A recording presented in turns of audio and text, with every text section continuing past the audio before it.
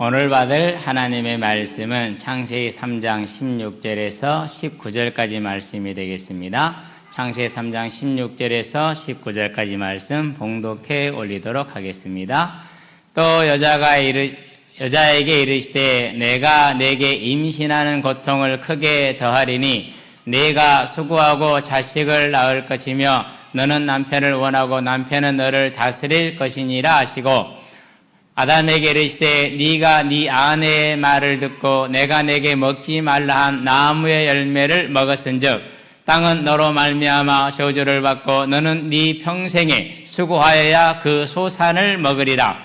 땅이 내게 가시덤불과 엉겅퀴를 낼 것이라. 네가 먹을 것은 밭의 채소인즉 네가 흙으로 돌아갈 때까지 얼굴에 땀을 흘려야 먹을 것을 먹으리니 네가 그것에서 취함을 입었음이라. 너는 흙이니 흙으로 돌아갈 것이니라 하시니라. 아멘입니다.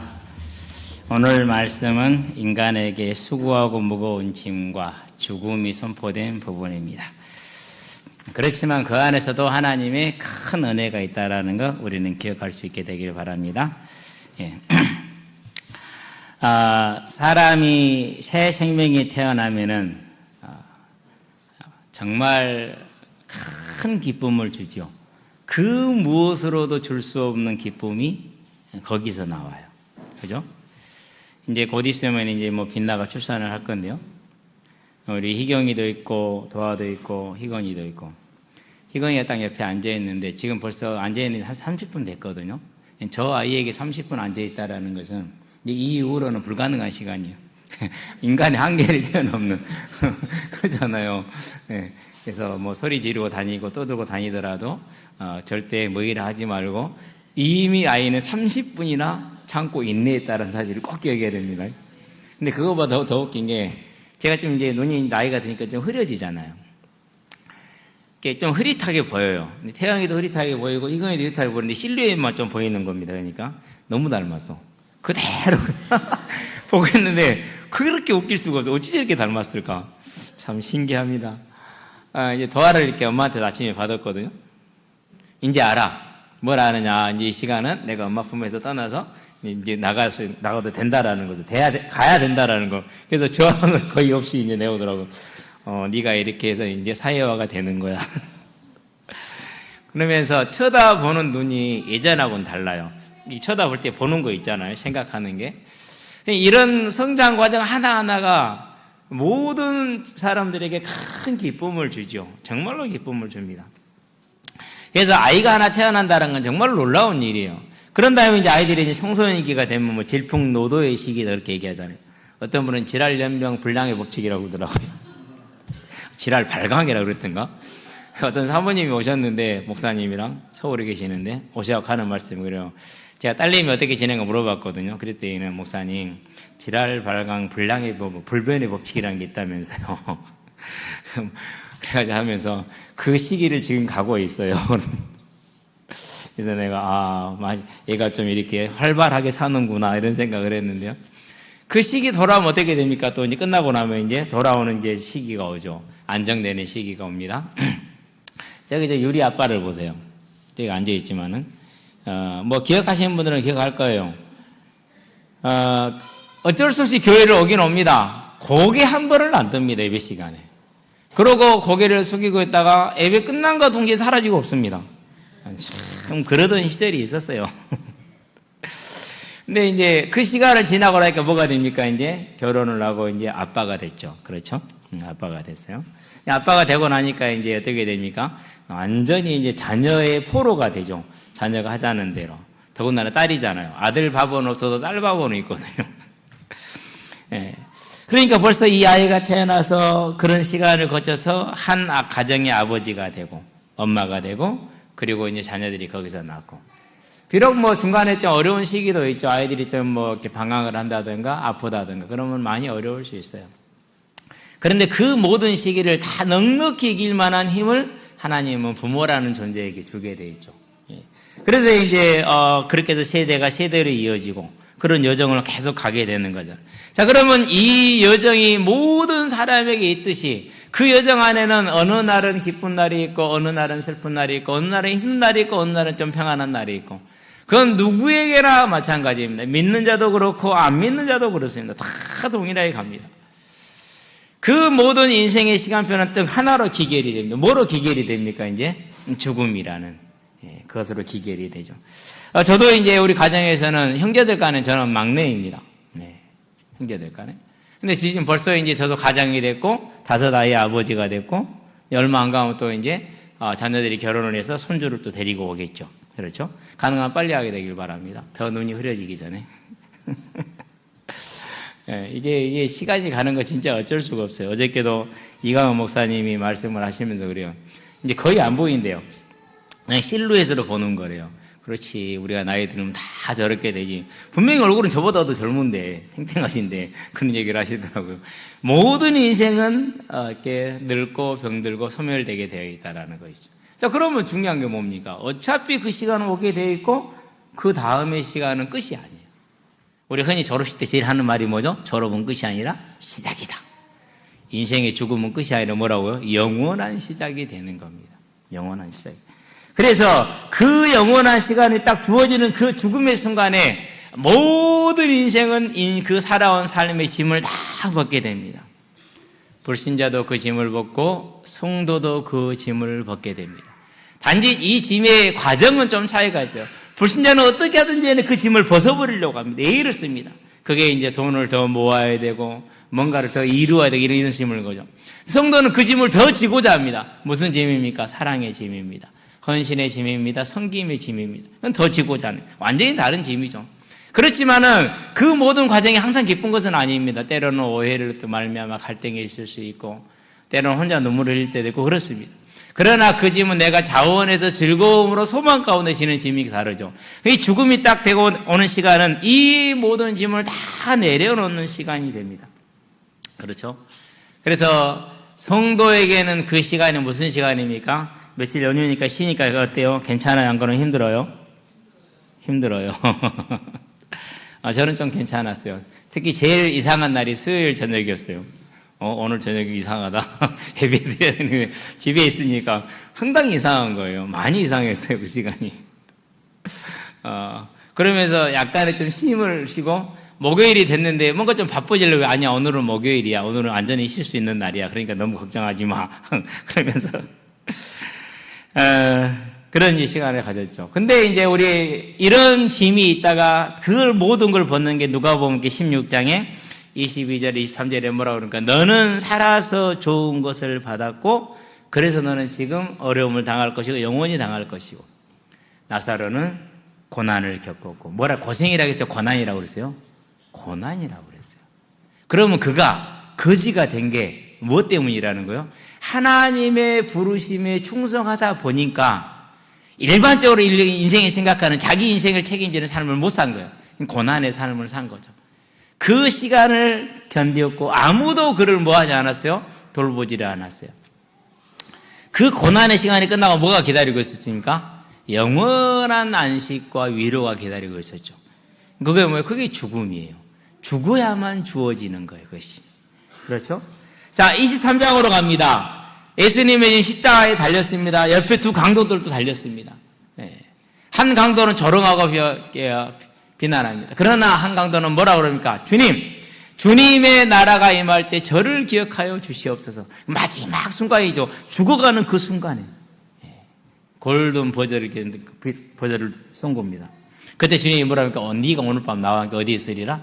나하고 천국에 있을 것이다. 그래서 사람은요, 죽는 그 순간 영원한 고난의 지옥으로 떨어집니다. 영원한 고난의 낙원으로 들어갑니다. 그래서 죽음은 뭐예요? 성도에게? 죽음은 성도에게는 큰 은혜가 되는 것입니다. 저와 여러분들은 하나님께서 우리에게 예비하신 죽음의 은혜를 두려워하지 마시고 기쁨으로 받아들이는 하나님의 자녀들이 되기를 주의 이름으로 축원드립니다. 본론입니다. 죽음의 은혜입니다. 우상을 섬기는 것 또는 믿음이라는 사상을 가지고 있는 것, 이단을 말하는 겁니다. 그건 사상이지 믿음이 아닙니다. 잘 주의해야 됩니다. 어제 이제 이강원 목사님이 제가 여러분의 주소를 올려드렸잖아요. 비번도 없고 아무것도 없이 그냥 들어오면 돼요. 들어오면은 저도 이렇게 주문할지를 처음 해본 거예요, 지금. 들어가서 이제 나는 편안한 룩으로 갈아입고, 그러고 이제 식탁에 딱 앉아가지고 있는데, 또 목사님, 옷이 참 거시기 하네요. 그러더라고요. 나는 무슨 의미인지를 몰라서. 근데 나중에 들어오는 목사님들 보니까 전부 다 넥타이 탁 메고요. 이 들어오시고, 나는 운동복이고 잠옷이거든요, 이제. 그렇게 딱 있었는데, 바르셀로나? 그거 입고 있었는데, 아, 다음 주부터는 그래도 내가 이것은 아니구나 싶더라고요. 예. 근데 제일 강조한 게 뭐냐면 일과였거든요. 다른 거 강조한 게 아니었어요. 죄로 말미암아 하나님을 떠나 죽음 아래 있고 지금 죽어 있는 상태. 그리고 죽음에 이르는 과정을 쭉 설명을 하신 거예요.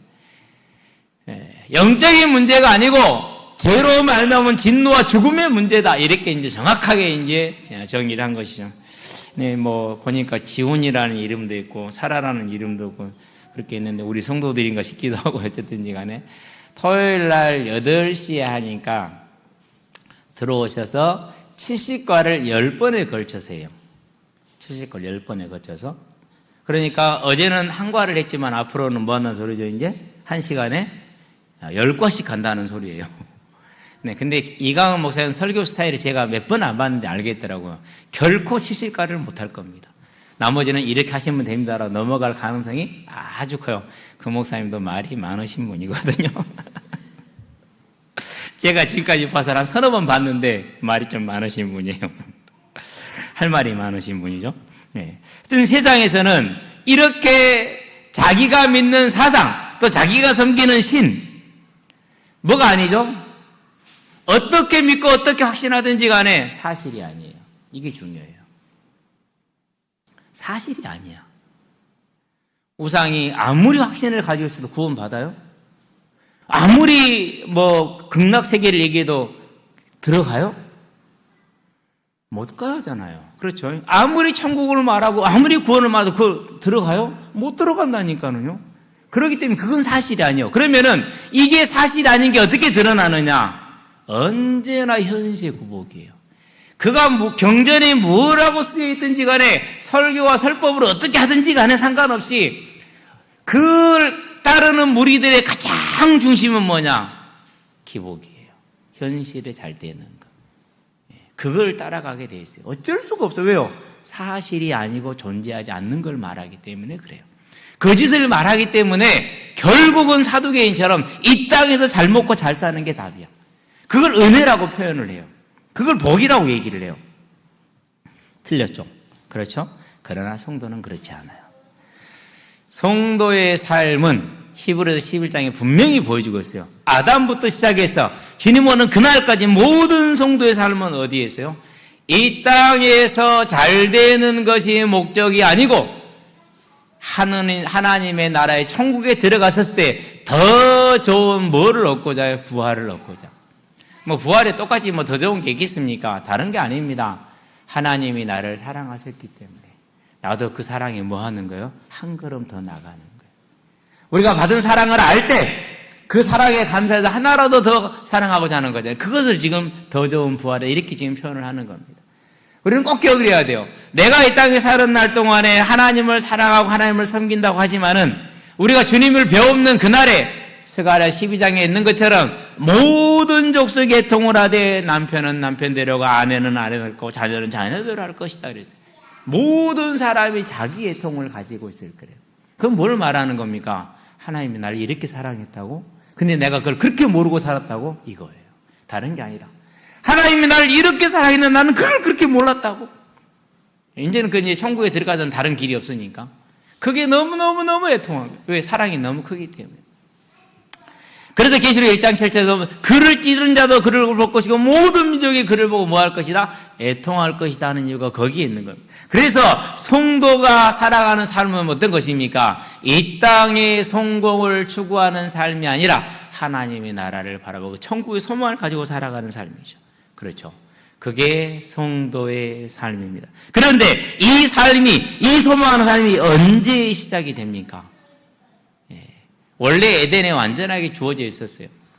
에덴과 어제 저녁에도 얘기를 들었지만요, 천국의 차이점은 딱 하나죠. 에덴에서는 그 생명을 잃어버릴 가능성이 있어요. 손아까 따먹으면 잃어버리게 돼요. 천국에서는 뭐예요? 그럴 가능성이 없어요. 완전하게 보장된 거예요. 완전하게. 그 차이가 있겠죠. 자, 어쨌든지 간에 이제 하나님이 그 에덴에 완전한 걸 주셨는데 우리는 그걸 잃었단 말이에요. 뭐 때문에 잃었어요? 먹음직도 하고 보암직도 하고 지혜롭게 할 만큼 탐스럽기도 한 나무인지라. 우리 청년들 꼭 기억하시게 되길 바라는 우리 후대들 모든 성도를 기억하기 바랍니다. 이 땅에 사는 날 동안에 육신적으로 좋아 보인다. 그런데 그게 좀 신앙적으로는 좀 아니다. 그럼 갈등이 되죠. 그렇죠? 그렇다 할지라도 그런 갈등의 때에 육신을 따르지 말고 믿음을 따라가시게 되길 바랍니다. 지금 당장엔 손해 같아요. 지금 당장에는. 근데 결코 손해가 나지 않습니다. 영원한 결과를 봐야 되기 때문에, 영원한 걸 바라볼 때. 저처럼 믿음이 작은 사람들에게는 이 땅에서도 뭐합니까? 더 크게 하나님이 안하고도 주십니다. 왜요? 중간에 낙심할까 봐서. 그래서 항상 얘기하는 거지만은 여기까지 와서 여러분을 만나서 같이 이렇게 행복한 삶을 살게 된 것도요. 그때 타협하지 않아서 그래요. 하나님 앞에 내가 처음 만난 날 서운한 게 있었어요. 무슨 소원이냐? 하나님, 일생 동안 복음을 전하겠습니다. 특별히 학생들이 그때 누가 좀 알려주면 훨씬 쉬울 텐데 아무도 알려주지 않았어요. 그건 제 개인의 경험입니다. 그래서 저는 나를 만나는 모든 이들에게, 특별히 학생들에게 하나님이 계시는 것과 하나님이 구원의 길을 주셨음을, 하나님을 만나야 됨을 전하기를 원합니다. 하나님 저를 그 길로 인도해 주세요. 그게 제가 처음 만난 날 하나님께 했던 기도고 소원이거든요. 유일한 것이었어요. 기도 제목 중에서. 그렇기 때문에 그 기도 제목을 따라서, 소원을 따라서 가려다 보니까 타협을 할 수가 없었어요. 더 좋은 자리, 더 편안한 자리를 제안을 받았지만 갈 수가 없어요. 그래서 그래서 광양으로 온 거야. 광양으로 왔는데 그 믿음의 길을 못 가게 막아. 그래서 어쩔 수 없이 뭐였어요? 또 이제 다른 어려운 선택이요. 아무런 보장도 없는 광야로 내몰림을 스스로 나갔어요. 그러고 여러분을 만나게 됩니다. 그럼 이 과정에 있어서 저는 항상 감사하는 게 하나님과 두 번째는 우리 사모한테 감사해요. 그 모든 어려운 과정을, 아무런 보장도 없는 과정을 한 번도 불평하지 않고 반대하지 않고 따라와 줬다라는 거예요. 그게 얼마나 감사합니까? 그렇죠. 그러니까 우리가 성도의 삶의 방법은 어디에 소망이 있는 거예요? 이 땅의 삶을 두고 가는 것이 아니라, 그럼 못 가죠. 그렇죠. 그러나 하늘의 소망을 두고 갔기 때문에 그게 성도인 것입니다. 이 생명을 하나님이 우리에게 주셨는데 우리는 그것을 먹음직도 하고 보암직도 하고 지혜롭게 할 만큼 탐스럽게, 여기에 다 뺏기는. 특별히 여러분이 앞으로 이제 대학을 가야 되고 고등학교를 가고 대학을 가고 직장을 가게 될 겁니다. 그러면 첫 번째 고려가 그럼 얼마를 받지? 당연히 고려해야 됩니다. 그런데요, 제가 항상 얘기하잖아요. 고등학교를 가더라도 어느 고등학교를 가야 내가 유리할까? 라는 불신자의 생각을 하지 말고, 하나님이 나를 보내신 곳에서 나는 복음을 전하는 예배자가 될 것이다. 그거 하나. 지금 내가 가서 만나게 될 친구들에게 복음을 전하는, 하나님 그 기대를 가지고 하나님 앞에서 기도하라니까요. 대학도 마찬가지예요. 어느 대학을 가야 내가 취직이 유리할 것인가? 세상은 그래요. 그러나 하나님 뭐라고 말합니까? 그런 염려하지 말고 그의 나라와 의를 먼저 구하라고 하잖아요. 그래서 내가 어느 대학을 가든지 간에 그곳에서 하나님이 나를 통해서 이루실 이 생명의 복음에 증거하는 거, 그걸 기대하는 거, 그걸 바라보는 거, 그러고 내가 가는 거예요. 직장도 마찬가지예요. 어느 직장이든지 간에 직장 가서 갈등이 있고 다 있죠. 그것 싸우고 있습니까? 아닙니다. 그 모든 갈등과 모든 어려움들은 하나님을 증거할 기회들입니다. 그것이. 아니, 졸업시키는 보니까 직장인은 좀 맨날 항상 이렇게 좀 차별을 많이 받아. 어려운 일만 혼자 해야 되고 그런 걸 자꾸 더 준단 말이에요. 그런데도 불구하고 잘 참고 인내하고 일을 잘 해요. 그러면서 위에도 잘 섬기고 밑에도 잘 챙기고 옆에 사람 잘 챙기고. 그럼 뭐가 드러나는 거예요? 제 어느 교회 다니는데 이게 드러나요. 그걸 증인이라고 그래요. 꼭 뭐 이 해가지고 하는 게 아니고. 근데 사람들이 대부분 보면 어떻게 하느냐? 그 사명을 망각해버리고 내가 힘들면 막 나만 힘들잖아 막 싸워요. 갈등해요. 막 그러면. 그러다가 나가요. 그러면 뭐가 되는 겁니까? 사람들이 볼 때는 말은 안 합니다. 그러나 속에서 그럽니다. 예. 더욱 자기 생각을 곱게 합니다. 그러면 그렇지. 이런 식으로. 그래서 저와 여러분들은 뭘 봐야 되느냐 하면요. 성도의 삶의 방법과 이유는 완전히 다른 겁니다. 저와 여러분 이 사실을 기억하게 되길 바랍니다. 자, 이 사실을 알 때 아담이 이 사실을 기억했다라면 먹음직도 하고 보암직도 하고 지혜롭고 이 유혹에서 뭐예요? 넘어가 안 넘어가? 안 넘어가잖아요. 근데 넘어가 버렸어요. 잊어버린 거예요. 지금도 마찬가지야. 절대 어디를 가든지 무엇을 하든지 간에 친구들 간에도 선생님과 또 학생들 간에도 또 직장 동료 간에도 먹음직도 하고 보암직도 하고 지혜롭게 할 만큼 내 유익을 따라가는 삶이 안 되기를 바랍니다. 하나님의 명령에 순종하는. 못했어요. 그러고는 뭐합니까? 죄가 보였어요. 벌거벗었거든요. 부끄러웠거든요. 그럼 뭘 인식해야 됩니까? 아, 내가 먹음직도 하고 보암직도 하고 지혜롭게 할 만큼 탐스럽다는 이 욕심과 교만을 따라갔더니는 이와 같은 갈등과 어려움이 나에게 오는구나. 부부의 갈등이 거기서 오는 겁니다. 직장 동료 간의 갈등이 거기서 오는 겁니다. 친구들 간의 갈등이 거기서 오는 겁니다. 그러면 갈등이 오면 어떻게 합니까? 아, 내가 먹음직도 하고 보암직도 하고 지혜롭게 하면 이걸 따라가는 삶이구나. 이래 봐야 되는데 그렇게 봐요? 안 그러면 다르게 봐요? 그렇게 안 보잖아요. 거기서 또 틀리는 거예요. 거기서 또 틀려. 여기 앉아있는 지훈이 휴가 왔잖아요. 1월 달에 이제 한 달짜리 휴가 나올 거예요. 그러고는 이제 바로 이제 부사관을 6개월 할 거예요. 단기 부사관. 이제 꿈을 계산하고 있어. 이제 1월 달에 차를 계약을 해갖고 아반떼 2,600만 원 해서 차를 타고 내가 이제 출퇴근을 할 수 있다. 그러면서 강양은 2주에 한 번씩 와야지. 왜 2주에 한 번씩 온지 아세요? 기름값 아껴야 되니까. 그래서 내렸어요. 에라이 쫌생이야. 그 계산하고 살려면 어떻게 하나님을 섬기고 사냐. 하나님이 다 주셨는데 그걸 계산을 하고 있어. 그러지 말란 소리야. 이제 꼼짝 없어. 아니, 전 이렇게 해주면 들을 나이니까 제가 하는 거예요. 저와 여러분들이 왜 갈등이 온다고요? 왜 문제가 온다고요? 내가 먹음직도 하고 보암직도 하고 지혜롭게 할 만큼 탐스럽게 하는 이 기준을 가졌기 때문에 오는 거예요. 그 기준을 갖지 않았으면 오지 않았겠죠. 자, 그런데 갈등이 왔어요. 그럼 그 갈등이 올 때 뭐 해야 된다고요? 아, 내가 그 기준으로 살았구나. 이걸 봐야 되는데 우리는 그렇게 해요. 아니요. 무화과 나부터 따서 가려야지. 그죠? 그래요. 두 번째, 하나님이 그걸 따먹고 나서 언제 먹었는지는 몰라. 근데 어쨌든지 하나님이 날이 저물 때까지 기다리셨어요. 서늘할 때까지. 바람이 불 때까지. 그러니까 최소한 한나절 이상은 갔다라는 소리예요. 거의 뭐 온전히 하루가 갔다가 봐도 돼요. 기다렸는데 안 나와. 그러니까 이제 찾아오죠. 찾아오면 그때라도 나가야 돼. 근데 또 뭐예요? 또 숨어버려. 숨으니까 찾아와서 불렀어. 어딨냐? 몰라서 묻겠으니까 빨리 나오란 소리죠. 뭐하는 소리까? 회개하는 소리입니다. 자백하는 소리입니다. 근데 해야 안 해요? 안 하잖아요. 내가 두려워 숨었나이다 벌거벗었으므로. 무슨 말입니까? 벌거벗으니까 두려워요? 무슨 말이에요 그 말이? 이제 하나님을 떠나버린 거예요. 그러니까 죄인으로서 하나님을 보면 죽잖아요. 안 죽으려고 숨은 거예요 지금. 나오면 살았을 때는 거꾸로 가는 겁니다. 그래서 저와 여러분들이요 항상 문제가 올 때 뭘 보라고요? 그걸 봐야 돼요. 묻습니다. 누가 너의 벌거벗었음을 알게 하였냐? 누가 내가 너에게 먹지 말라는 열매의 실과를 먹게 하였느냐? 같은 질문입니다.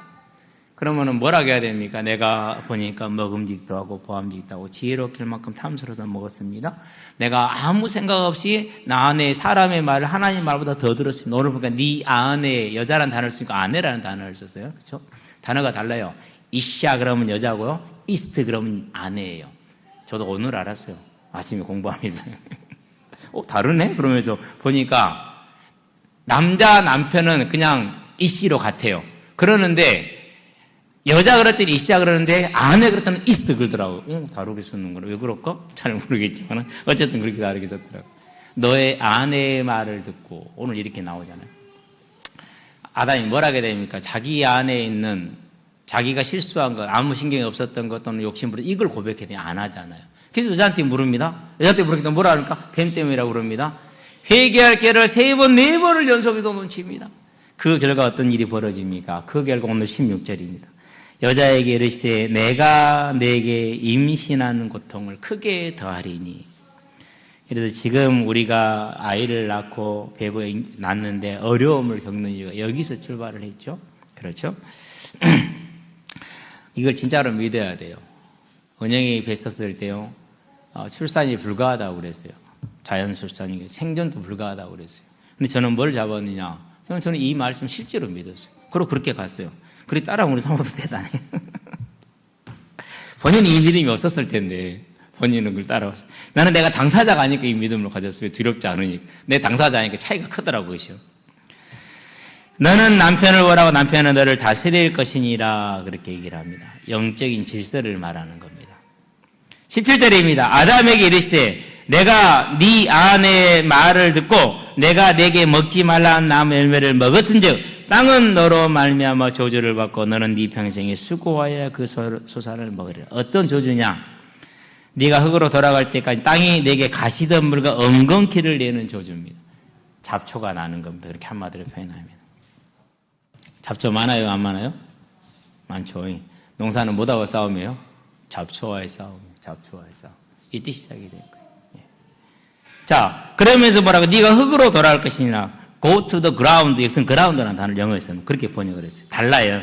히브리어 언어도 다르게 썼어요. 예. 얼굴에 땀을 흘려야 먹을 것을 먹으리니 내가 그것에서 취함을 입었음이라. 너는 흙이니. 여기서 흙은 먼지를 뜻, dust 영어로는. 아파르 히브리어는 이렇게 얘기하더라고요. 흙으로 돌아갈 것이니라. 자, 흙으로 돌아가라 그렇게 얘기를 했어요. 자, 근데 그 앞에 뭐가 있습니까? 일생을 수고하여야 땅의 소산을 먹을 수가 있어요. 이 수고는 작은 수고가 아니죠. 큰 수고가 되는 겁니다. 인생에게 주어진 이 수고로움 장난이 아니죠. 위에 제가 앞에 조그만 밭을 가지고 있잖아요. 제 밭도 아니지만 어떤 경작을 하고 있잖아요. 이전 사람이 경작을 해서 저도 이어서 받아 사는 건데요. 할머니가 지나가면서 그래요. 이것이 밭이요? 그래요. 예, 밭이에요. 풀 좀 해. 놔둬요, 크게. 저는 그걸 두 가지로 생각을 해요. 매 시간마다. 잡초가 무성하게 자랄 때마다 이 장면을 기억을 해요. 아, 하나님의 증거. 농사에 방해가 되는 것이지만 이건 하나님의 말씀의 성취. 그렇다면은 그 말씀이 성취된다면 다른 말씀 또한 정확하게 성취되는 것 아니에요. 우리는 이 증거를 잡을 수 있게 되길 바랍니다. 큰 증거잖아요. 그래서 로마서 1장 18절부터 23절에 뭐라고 말합니까? 하나님으로 알만한 것을 그가 만드신 모든 만물에 그 신성을 담아뒀다고 얘기했어요. 거기에는 그게 들어있는 거예요. 아, 왜 이렇게 잡초가 나냐고요. 여러분, 웃긴다니까는요. 불태워버려도 거기서 잡초 나요, 안 나요? 며칠 안 돼도 잡초 나요. 아무리 독한 제초제를 뿌려도 나요, 안 나요? 살아서 나요. 요즘 뭐 그런 제초제 때 1년 동안 포장한대. 뿌리고 한마디면 죽는데. 내 속으로 그랬어요. 얼마나 지독하게 만들었으면 저럴까. 그러면 거기서 나온 것을 먹는 인간은 어떻게 되며, 저기에 있는 곤충들과 작은 것들, 미싱들은 어떻게 될 것인가. 에라이. 그러니까 무슨 방법으로도 제가 안 돼서 너무너무 골몰이를 하면서 농사와의 싸움은 잡초와의 싸움이다 그러거든요. 한철도 아니요. 잠깐만 눈 돌리고 나면 잡초가 이렇게 우성해져있어요. 사람 허리 금방 넘어가요. 그러고 이제 풍년초라고 그러죠. 풍년대라고 그러고. 그건 키가 이렇게 자라요, 키가. 뭐 자라도요. 그러고 씨가 멍이잖아요. 수십만 개가 달려요. 그 자잘한 거, 그게 다 씨거든요. 그게 날아가면 어떻게 돼요? 온 천지에 퍼지는 거죠, 이제.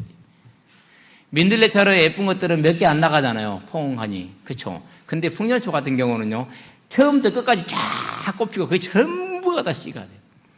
제거 자체가 불가능해요, 그러니까. 그러면은 이걸 볼 때 농사꾼에게는 정말 귀찮고 성가신 존재이지만은 그 농사꾼이 크리스찬이라면은 하나님을 아는 자고 하나님을 믿는 자라면 그 잡초는 무엇의 증거예요? 하나님의 말씀의 성취의 증거. 그 잡초는 무엇의 증거입니까? 하나님의 세상을 주관하고 다스리고 있다는 그 증거. 저와 여러분들은 이 증거를 놓치지 않게 되길 바랍니다. 자, 그래도 잡초는 힘듭니다. 즉 수고하고 무거운 인생의 짐은 우리에게 하나님의 진노로 주어져 있는 겁니다. 그 중에 최고 절정이 뭐냐? 그게 죽음입니다. 죽음은 두렵습니다. 그렇죠? 어려운 것입니다. 그래서 우리는 이 땅에 사는 날 동안에 이 피할 수 없는 죽음을 뭐 해야 됩니까? 준비하며 살아야 됩니다.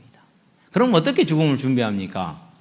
그것을 정확하게 인식하고 그 인식 속에서 오늘을 사는 것을 죽음을 준비한다라고 말하는 것입니다. 오늘 저와 여러분의 삶이 어려움이 있습니까? 그러나 그 모든 것이 하나님의 손에 있음을 믿는 것이 죽음을 준비하는 겁니다.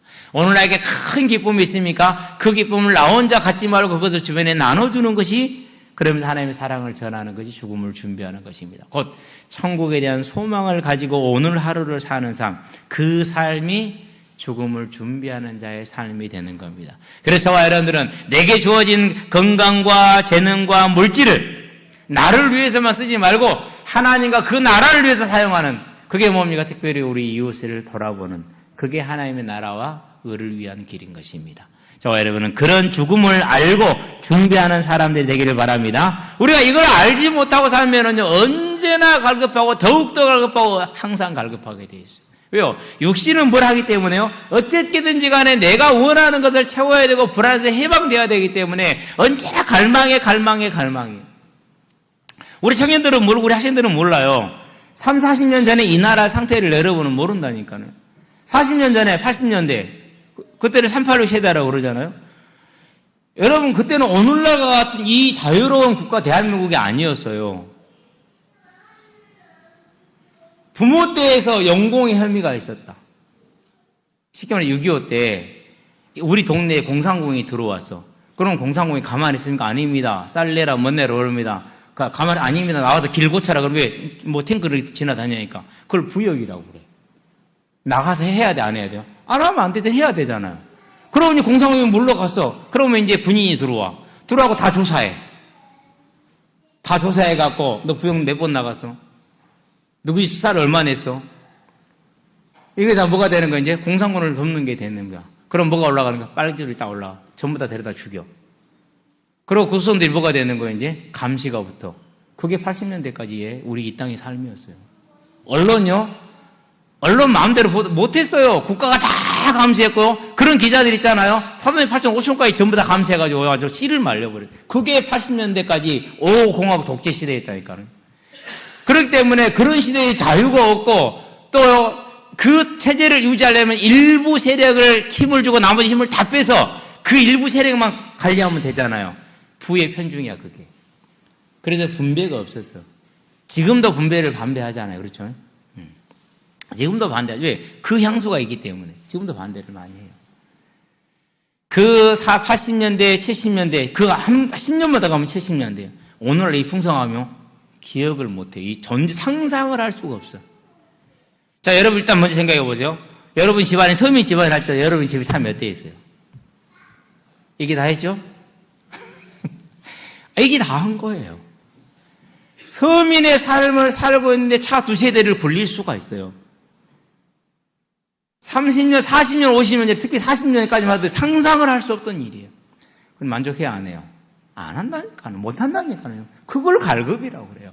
그래서 육신으로 이 땅의 삶을 살면은 아무리 많이 가져도 만족함이 없어. 그러나 하늘의 소망을 둔 자의 삶은 아무리 어떤 문제와 어떤 상황에 있다 할지라도 감사와 만족이 있어요.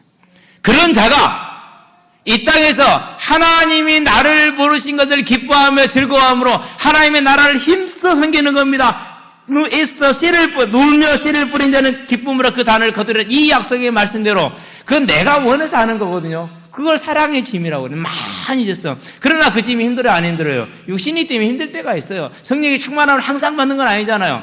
때로는 뭐 약해질 때가 있고 그러잖아요. 그래서 어느 때가 되면은, 아직은 잘 모를 수 있지만 어느 때가 되면은요, 하나님이 인생에게 죽음을 준 것이 참 복이에요. 왜요? 모든 수고를 멈추고 영원하고 완전한 휴식에 들어갑니다. 그때는 어떤 수고가 멈춥니까? 재성과 싸워야 되는 그 수고를 멈춥니다. 공짜다요. 짜증날 때가 있어요. 한 잔이요. 그걸 재성이라고 그래. 뭐 짜증날 게 뭐 저희 같이 노는 건데, 한 친구가 돼서. 족구할 때요. 진짜 웃긴 사람이 김원약이. 와, 저 성질 장난 아니야. 아마 어려서 그랬죠? 이제 커가지고 지가 아닌 척하고 있어서 그렇지, 제가 놀리잖아요. 그러면 이제 비등비등 하다가 놀려가지고 언약의 점수를 2-3개 이렇게 만들어. 그래야 돼. 다른 사람이 실수하면 안 돼. 언약의 실수를 해야 돼. 그래야 이거 올라오거든요. 이게 제일 재밌어요. 너무 또 귀엽고 그래요. 그러면은요, 막, 으아! 요이건이 악쓰는 모습이 딱 여기 있어요. 오케이. 우리가 근데요, 죽음이라는 하나님의 은혜에 들어가잖아요. 그 재성을 벗게 돼요. 얼마나 감사합니까? 내가 비록 즐거움으로 기쁨으로 졌지만 이 인생의 수고에서 짐에서 사랑의 그 짐을 다 이제 내려놓고 평안의 삶을 살 수 있어요. 그 정도가 아니에요. 나를 위해 예비되는 하나님의 그 영광의 나라에 들어가는 그 시작이 뭐예요? 그게 죽음이에요. 그래서 하나님이 너는 흑인이 흑으로 돌아갈 것이니라. 하나님이 진노이기도 하지만은 죄인을 향한 하나님의 사랑이라는 사실을 저와 여러분은 기억하시게 되길 바랍니다. 그래서 죽음은 완전한 은혜의 시작이다. 그 사실을 알고 오늘 내 삶을 그걸 바라보는 삶으로 세워나가는 저와 여러분 되길 바랍니다. 결론입니다. 꿈쟁이입니다. 죽음은 하나님의 진노입니다. 하나님의 징계입니다. 그래서 저와 여러분들이 다 누구든지 간에 저를 비롯해서 모든 사람이 죽음에는 두려움이 있습니다. 그리고 미련이 있습니다. 그러잖아요. 특별히 이제 자녀들을 두고 가는 그런 미련이 있게 되죠. 제가 이렇게 보니까는요, 자녀들은 항상 예뻐요. 근데요, 이제 자녀들이 낳은 자녀들을 보니까 아직 우리 애들은 결혼을 해서 일 안 났지만은요, 뭐 어차피 태영이도 중학교 때부터 본 거, 우리 지훈이도 뭐 청년 때도 살아도 봤으니까. 저 애들 성장 과정을 보고 아이를 낳았잖아요. 그렇게 예쁠 수가 없어요. 또 하나하나 커가는 게 그렇게 사랑스러울 수 없어요. 근데 이걸 다 나놓고 내가 가야 된다고? 미련이 남는다니까. 안 남을 수가 없어요, 그것이. 자, 그렇다 할지라도 죽음은 재성에서 완전히 벗어나는 길이요, 영광의 나라에 들어가는 것이요, 인생의 모든 사명의 짐, 수고짐을 내려놓고 평안의 시간이 된다라는 것, 죽음은 완전한 은혜라는 것 기억하시게 되길 바랍니다. 그래서 다윗이 열왕기상 2장에서 뭐라고 말합니까? 내가 모든 사람이 가는 길로 나는 간다라고 얘기합니다. 히브리서 9장에서 뭐라고 말합니까? 한 번 죽는 것은 정해진 것이라고 말합니다. 오늘 19절에 너는 흑인이 흑으로 돌아가는 이 말씀대로 모든 인생이, 그래서 우리가 죽음을 볼 때, 장례식을 볼 때 하나님의 말씀의 성취다. 그렇다면 이 죽음은 나에게는 영원하고 완전한 은혜의 시작이라는 사실을 알고 그 영원하고 완전한 그 은혜를 바라보며 꿈꾸는 삶을 사시게 되길 바랍니다. 그렇게 될 때 오늘 나의 삶이 어떻게 됩니까? 바울이 가는 삶, 모든 세상이 사랑했던 것들을 배설물에 해롭게 여기고 다 버리고 표대를 향해 달려가는데 상주심을 바라보기 때문에 표대를 향해 달려가는 오늘의 충성된 삶. 히브리서 11장 1절부터 4절에 보니까 믿음은 바라는 것들이 실상에 보이지 않는 것들의 증거니 선진들이 이로써 증거를 얻었느니라. 35절에 여자들도 더 좋은 부활을 얻기 위하여 구차히 풀려날 것을 원하지 아니하였고 그럽니다. 저와 여러분은 오늘의 삶이 이 죽음을 통해서 우리에게는 모든 안식이 주어질 것이고 영원한 천국이 기다리겠다는 사실이고 그 천국에 들어가는 것은 죽음이라는 과정을 통과해야 되는 걸 알고 하나님의 징계이나 하나님의 어떤 사랑의 은혜임을 알고 오늘 그 믿음의 삶으로 세워짐으로 우리의 삶이 하나님과 동행하는 예배자의 삶으로 증인의 삶으로 서기를 주의 이름으로 축원합니다. 기도합시다. 살아계신 아버지 하나님, 우리의 죄로 말미암아 우리에게 죽음이 주어진 것은 하나님의 진노이고 하나님의 징계이나 그러나 죄인에게는 완전하고 온전하며 영원한 은혜의 시작임을 알고 이제 아버지 하나님, 우리의 오늘의 삶이 이 죽음이라는 반드시 통과해야 될 그 은혜의 과정을 바라보는 삶이 되게 하셔서 온전히 하나님의 나라 의를 구하는 믿음의 삶으로 예배자의 삶으로 세워지게 하시기를 그리스도 신 예수의 이름으로 기도합니다.